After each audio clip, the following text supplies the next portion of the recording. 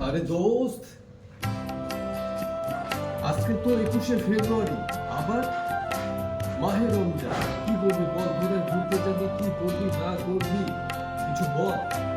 কি করতে চাস তুই? আর করবি কি? আসছিস তো আমার এখানে, কোনো প্ল্যান করেছিস আজকে কি করবি আজকের দিনে?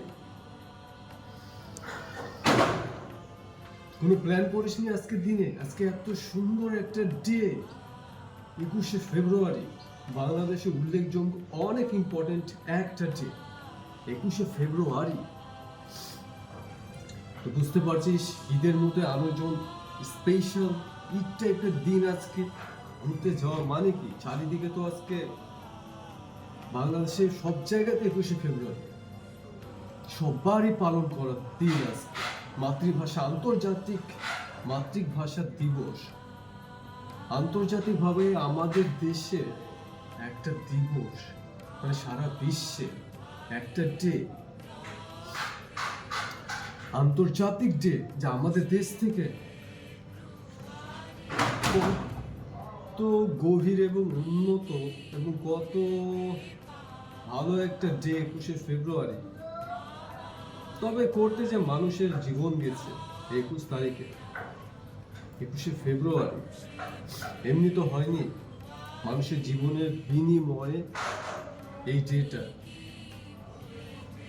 ভাষা নিয়ে আন্দোলন, যে ভাষাতে আমরা কথা বলছি দুই দোস্ত এখন, এত কিছুর বিনিময় আজকে এই দিবসটা। তাই বুঝতে পারছিস, ভাষা আন্দোলন,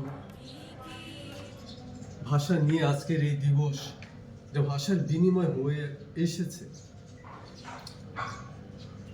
আর এই দিনটা আসলে বলতে গেলে, দিবসটা আন্তর্জাতিক বলে তাই আসলে দিনটা হচ্ছে শোক, দুঃখ প্রকাশের এটা একটা দিন।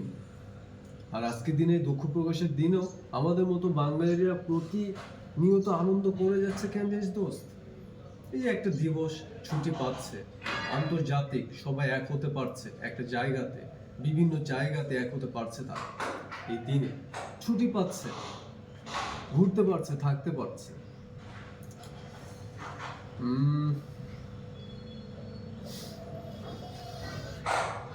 তো কি করবি? ঘুরতে যাবি, তারপর আবার রোজা।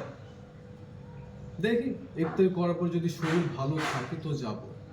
আর আমি তোকে ফোন দিব, তুই রেডি হয়ে থাকিস। তাও যদি শরীর ভালো থাকে তাহলে যাব, আর না হলে তো মনে কর যাচ্ছি না। তুই গেলে যেতে পারিস,